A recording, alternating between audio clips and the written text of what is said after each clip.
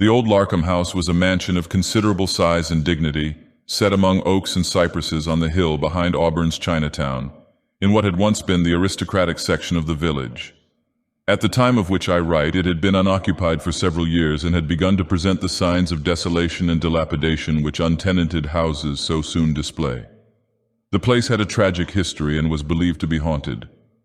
I had never been able to procure any first-hand or precise accounts of the spectral manifestations that were accredited to it, but certainly it possessed all the necessary antecedents of a haunted house.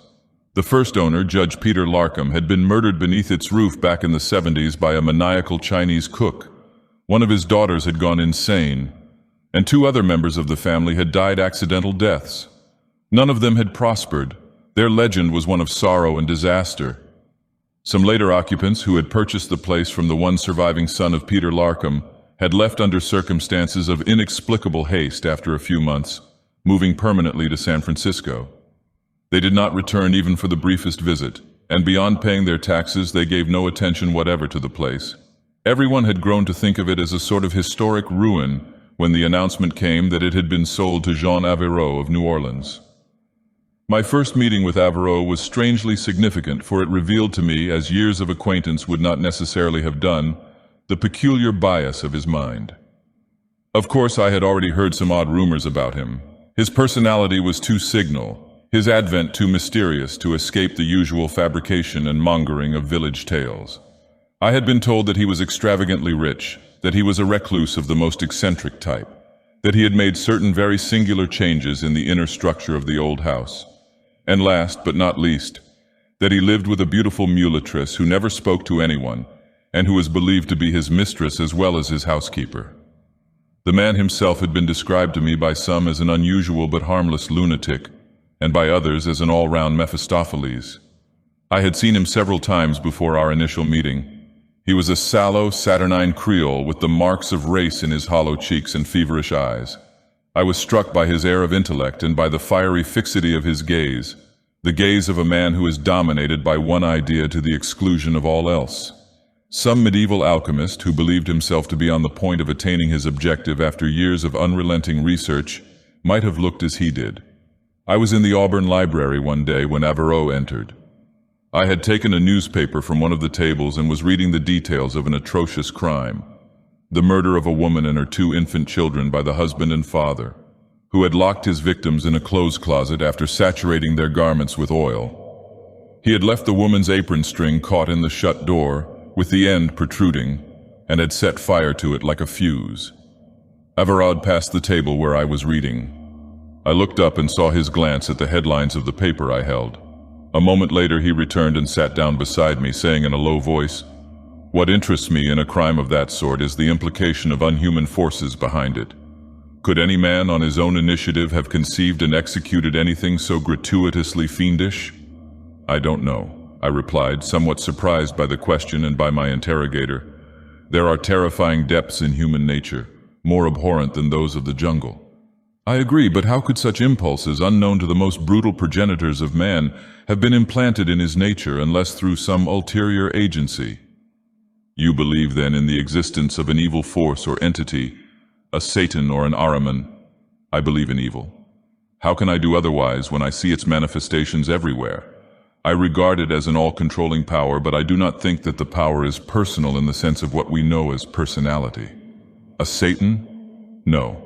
What I conceive is a sort of dark vibration, the radiation of a black sun, of a center of malignant eons, a radiation that can penetrate like any other ray, and perhaps more deeply. But probably I don't make my meaning clear at all." I protested that I understood him, but after his burst of communicativeness he seemed oddly disinclined to pursue the conversation. Evidently he had been prompted to address me, and no less evidently he regretted having spoken with so much freedom.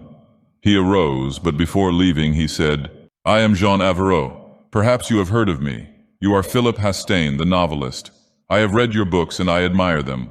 Come and see me sometime. We may have certain tastes in common." Averot's personality, the conception he had avowed, and the intense interest and value which he so obviously attached to these conceptions, made a singular impression on my mind, and I could not forget him. When a few days later I met him on the street and he repeated his invitation with a cordialness that was unfeignedly sincere, I could do no less than accept. I was interested, though not altogether attracted, by his bizarre, well-nigh morbid individuality, and was impelled by a desire to learn more concerning him. I sensed a mystery of no common order, a mystery with elements of the abnormal and the uncanny. The grounds of the old Larkham place were precisely as I remembered them, though I had not found occasion to pass them for some time. They were a veritable tangle of Cherokee rose vines, arbutus, lilac, ivy, and crepe myrtle, half overshadowed by the great cypresses and somber evergreen oaks. There was a wild, half-sinister charm about them, the charm of rampancy and ruin. Nothing had been done to put the place in order, and there were no outward repairs in the house itself, where the white paint of bygone years was being slowly replaced by mosses and lichens that flourished beneath the eternal umbrage of the trees. There were signs of decay in the roof and pillars of the front porch, and I wondered why the new owner, who was reputed to be so rich, had not already made the necessary restorations. I raised the gargoyle-shaped knocker and let it fall with a dull, lugubrious clang. The house remained silent, and I was about to knock again when the door opened slowly and I saw for the first time the mulatress of whom so many village rumors had reached me. The woman was more exotic than beautiful, with fine, mournful eyes and bronze-colored features of a semi-negroid irregularity. Her figure, though, was truly perfect, with the curving lines of a lyre and the supple grace of some feline animal. When I asked for Jean Averot, she merely smiled and made signs for me to enter. I surmised at once that she was dumb. Waiting in the gloomy library to which she conducted me, I could not refrain from glancing at the volumes with which the shelves were congested. They were an ungodly jumble of tomes that dealt with anthropology, ancient religions, demonology, modern science, history, psychoanalysis, and ethics. Interspersed with these were a few romances and volumes of poetry. Beausobre's monograph on Manichaeism was flanked with Byron and Poe, and Les Fleurs du Mal jostled a late treatise on chemistry. Averot entered after several minutes, apologizing profusely for his delay. He said that he had been in the midst of certain labors when I came, but he did not specify the nature of these labors. He looked even more hectic and fiery-eyed than when I had seen him last. He was patently glad to see me and eager to talk. "You have been looking at my books," he observed immediately. "Though you might not think so at first glance, on account of their seeming diversity, I have selected them all with a single object, the study of evil in all its aspects, ancient, medieval, and modern. I have traced it in the religions and demonologies of all peoples, and more than this, in human history itself. I have found it in the inspiration of poets and romancers who have dealt with the darker impulses, emotion, and acts of man. Your novels have interested me for this reason. You are aware of the baneful influences which surround us, which so often sway or actuate us. I have followed the working of these agencies even in chemical reactions, in the growth and decay of trees, flowers, minerals. I feel that the processes of physical decomposition, as well as the similar mental and moral processes, are due entirely to them. In brief, I have postulated a monistic evil, which is the source of all death, deterioration, imperfection, pain, sorrow, madness, and disease. This evil, so feebly counteracted by the powers of good, allures and fascinates me above all things. For a long time past, my life work has been to ascertain its true nature and trace it to its fountainhead. I am sure that somewhere in space there is the center from which all evil emanates." He spoke with a wild air of excitement, of morbid and semi-maniacal intensity. His obsession convinced me that he was more or less unbalanced, but there was an unholy logic in the development of his ideas, and I could not but recognize a certain disordered brilliancy and range of intellect. Scarcely waiting for me to reply, he continued his monologue. "I have learned that certain localities and buildings, certain arrangements of natural or artificial objects, are more favorable to the reception of evil influences than others. The laws that determine the degree of receptivity are still obscure to me, but at least I have verified the fact itself. As you know, there are houses or neighborhoods notorious for a succession of crimes or misfortunes. And there are also articles, such as certain jewels, whose possession is accompanied by disaster. Such places and things are receivers of evil.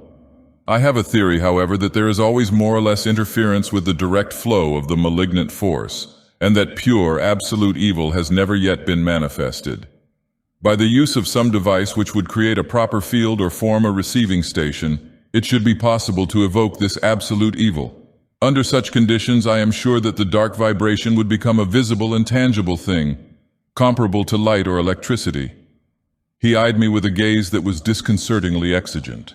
Then, "I will confess that I have purchased this old mansion and its grounds mainly on account of their baleful history. The place is unusually liable to the influences of which I have spoken. I am now at work on an apparatus by means of which, when it is perfected, I hope to manifest in their essential purity the radiations of malign force." At this moment the mulatress entered and passed through the room on some household errand. I thought that she gave Averroe a look of maternal tenderness, watchfulness, and anxiety. He, on his part, seemed hardly to be aware of her presence, so engrossed was he in the strange ideas and the stranger project he had been expounding. However, when she had gone, he remarked, "That is Fifine, the one human being who is really attached to me. She is mute, but highly intelligent and affectionate. All my people, an old Louisiana family, are long departed, and my wife is doubly dead to me." A spasm of obscure pain contracted his features and vanished. He resumed his monologue, and at no future time did he again refer to the presumably tragic tale at which he had hinted. A tale in which I sometimes suspect were hidden the seeds of the strange moral and mental perversion which he was to manifest more and more. I took my leave after promising to return for another talk. Of course, I considered now that Averroe was a madman, but his madness was of a most uncommon and picturesque variety. It seemed significant that he should have chosen me for a confidant. All others who met him found him uncommunicative and taciturn to an extreme degree. I suppose he had felt the ordinary human need of unburdening himself to someone, and had selected me as the only person in the neighborhood who was potentially sympathetic. I saw him several times during the month that followed. He was indeed a strange psychological study, and I encouraged him to talk without reserve, though such encouragement was hardly necessary. There was much that he told me, a strange medley of the scientific and the mystic. I assented tactfully to all that he said, but ventured to point out the possible dangers of his evocative experiments, if they should prove successful. To this, with the fervor of an alchemist or a religious devotee, he replied that it did not matter, that he was prepared to accept any and all consequences. More than once he gave me to understand that his invention was progressing favorably, and one day he said with abruptness, "I will show you my mechanism if you care to see it." I protested my eagerness to view the invention, and he led me forthwith into a room to which I had not been admitted before. The chamber was large, triangular in form, and tapestried with curtains of some sullen black fabric. It had no windows. Clearly the internal structure of the house had been changed in making it, and all the queer village tales emanating from carpenters who had been hired to do the work were now explained. Exactly in the center of the room there stood on a low tripod of brass the apparatus of which Averroe had so often spoken. The contrivance was quite fantastic and presented the appearance of some new, highly complicated musical instrument. I remember that there were many wires of varying thickness stretched on a series of concave sounding boards of some dark, unlustrous metal, and above these there depended from 3 horizontal bars a number of square, circular, and triangular gongs. Each of these appeared to be made of a different material. Some were bright as gold or translucent as jade. Others were black and opaque as jet. A small hammer-like instrument hung opposite each gong at the end of a silver wire. Averroe proceeded to expound the scientific basis of his mechanism. The vibrational properties of the gongs, he said, were designed to neutralize with their sound pitch all other cosmic vibrations than those of evil. He dwelt at much length on this extravagant theorem, developing it in a fashion oddly lucid. He ended his peroration. "I need one more gong to complete the instrument, and this I hope to invent very soon. The triangular room, draped in black and without windows, forms the ideal setting for my experiment. Apart from this room, I have not ventured to make any change in the house or its grounds, for fear of deranging some propitious element or collocation of elements." More than ever I thought that he was mad, and though he had professed on many occasions to abhor the evil which he planned to evoke, I felt an inverted fanaticism in his attitude. In a less scientific age, he would have been a devil worshipper, a partaker in the abominations of the Black Mass, or would have given himself to the study and practice of sorcery. His was a religious soul that had failed to find good in the scheme of things, and lacking it was impelled to make of evil itself an object of secret reverence. "I fear that you think me insane," he observed in a sudden flash of clairvoyance. "Would you like to watch an experiment? Even though my invention is not completed, I may be able to convince you that my design is not altogether the fantasy of a disordered brain." I consented. He turned on the lights in the dim room. Then he went to an angle of the wall and pressed a hidden spring or switch. The wires on which the tiny hammers were strung began to oscillate, till each of the hammers touched lightly its companion gong. The sound they made was dissonant and disquieting to the last degree, a diabolic percussion unlike anything I have ever heard, and exquisitely painful to the nerves. I felt as if a flood of finely broken glass was pouring into my ears. The swinging of the hammers grew swifter and heavier, but to my surprise there was no corresponding increase of loudness in the sound. On the contrary, the clangor became slowly muted, till it was no more than an undertone which seemed to be coming from an immense depth or distance, an undertone still full of disquietude and torment, like the sobbing of far-off winds in hell, or the murmur of demonian fires on coasts of eternal ice. Said Averroë at my elbow, "To a certain extent, the combined notes of the gongs are beyond human hearing in their pitch. With the addition of the final gong, even less sound will be audible." While I was trying to digest this difficult idea, I noticed a partial dimming of the light above the tripod and its weird apparatus. A vertical shaft of faint shadow surrounded by a still fainter penumbra was forming in the air. The tripod itself, and the wires, gongs, and hammers were now a trifle indistinct, as if seen through some obscuring veil. The central shaft and its penumbra seemed to widen, and looking down at the flood, where the outer adumbration conforming to the room's outline crept toward the walls, I saw that Averroë and myself were now within its ghostly triangle. At the same time there surged upon me an intolerable depression, together with a multitude of sensations which I despair of conveying in language. My very sense of space was distorted and deformed, as if some unknown dimension had somehow been mingled with those familiar to us. There was a feeling of dreadful and measureless descent, as if the floor were sinking beneath me into some nether pit, and I seemed to pass beyond the room in a torrent of swirling, hallucinative images, visible but invisible, felt but intangible, and more awful, more accursed than that hurricane of lost souls beheld by Dante. Down, down I appeared to go in the bottomless and phantom hell that was impinging upon reality. Death, decay, malignity, madness gathered in the air and pressed me down like satanic incubi in that ecstatic horror of descent. I felt that there were 1,000 forms, 1,000 faces about me, summoned from the gulfs of perdition, and yet I saw nothing but the white face of Averroë, stamped with a frozen and abominable rapture as he fell beside me. Like a dreamer who forces himself to awaken, he began to move away from me. I seemed to lose sight of him for a moment in the cloud of nameless, immaterial horrors that threatened to take on the further horror of substance. Then I realized that Averroë had turned off the switch, and that the oscillating hammers had ceased to beat on those infernal gongs. The double shaft of shadow faded in midair, the burden of terror and despair lifted from my nerves, and I no longer felt the damnable hallucination of nether space and descent. "My God," I cried, "what was it?" Averroë's look was full of a ghastly, gloating exultation as he turned to me. "You saw and felt it then?" he queried. "That vague, imperfect manifestation of the perfect evil which exists somewhere in the cosmos? I shall yet call it forth in its entirety and know the black, infinite, reverse raptures which attend its epiphany." I recoiled from him with an involuntary shudder. All the hideous things that had swarmed upon me beneath the cacophonous beating of those accursed gongs drew near again for an instant, and I looked with fearful vertigo into hells of perversity and corruption. I saw an inverted soul despairing of good which longed for the baleful ecstasies of perdition. No longer did I think him merely mad, for I knew the thing which he sought and could attain, and I remembered with a new significance that line of Baudelaire's poem, "The hell wherein my heart delights." Averroë was unaware of my revulsion in his dark rhapsody.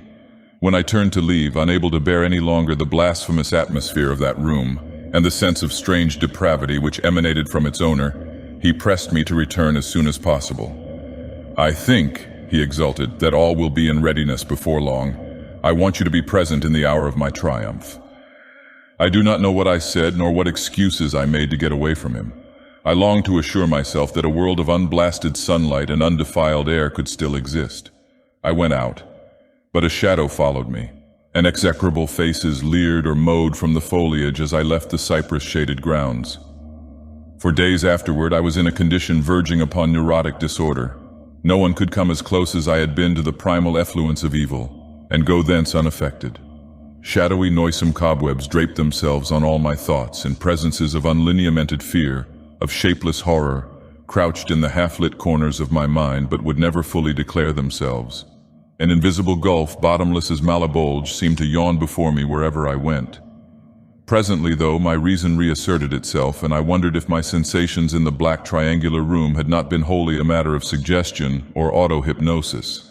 I asked myself if it were credible that a cosmic force of the sort postulated by Averroes could really exist, or, granting it existed, could be evoked by any man through the absurd intermediation of a musical device. The nervous terrors of my experience faded a little in memory, and though a disturbing doubt still lingered, I assured myself that all I had felt was of purely subjective origin. Even then, it was with supreme reluctance, with an inward shrinking only to be overcome by violent resolve, that I returned to visit Averroes once more. For an even longer period than usual, no one answered my knock. Then there were hurrying footsteps, and the door was opened abruptly by Fifine. I knew immediately that something was amiss, for her face wore a look of unnatural dread and anxiety, and her eyes were wide, with the whites showing blankly, as if she gazed upon horrific things. She tried to speak and made that ghastly, inarticulate sound which the mute is able to make on occasion, as she plucked my sleeve and drew me after her along the somber hall to the triangular room. The door was open, and as I approached it I heard a low, dissonant, snarling murmur, which I recognized as the sound of the gongs. It was like the voice of all the souls in a frozen hell, uttered by lips congealing slowly toward the ultimate torture of silence. It sank and sank till it seemed to be issuing from pits below the nadir. Fifine shrank back on the threshold, imploring me with a pitiful glance to precede her. The lights were all turned on, and Averroes, clad in a strange medieval costume in a black gown and cap such as Faustus might have worn, stood near the percussive mechanism. The hammers were all beating with a frenzied rapidity, and the sound became still lower and tenser as I approached. Averroes did not seem to see me. His eyes, abnormally dilated and flaming with infernal luster like those of one possessed, were fixed upon something in mid-air. Again the soul-congealing hideousness, the sense of eternal falling, of myriad harpy-like incumbent horrors, rushed upon me as I looked and saw. Vaster and stronger than before, a double column of triangular shadow had materialized and was becoming more and more distinct. It swelled, it darkened, it enveloped the gong apparatus and towered to the ceiling. The double column grew solid and opaque as ebony, and the face of Averroes, who was standing well within the broad penumbral shadow, became dim as if seen through a film of Stygian water. I must have gone utterly mad for a while. I remember only a teeming delirium of things too frightful to be endured by a sane mind, that peopled the infinite gulf of hell-born illusion into which I sank with the hopeless precipitancy of the damned. There was a sickness inexpressible, a vertigo of redeemless descent, a pandemonium of ghoulish phantoms that reeled and swayed about the column of malign, omnipotent force which presided over all. Averroes was only one more phantom in this delirium, when with arms outstretched in his perverse adoration, he stepped toward the inner column and passed into it till he was lost to view. And Fifine was another phantom when she ran by me to the wall and turned off the switch that operated those demoniacal hammers. As one who re-emerges from a swoon, I saw the fading of the dual pillar, till the light was no longer sullied by any tinge of that satanic radiation. And where it had been, Averroes still stood beside the baleful instrument he had designed.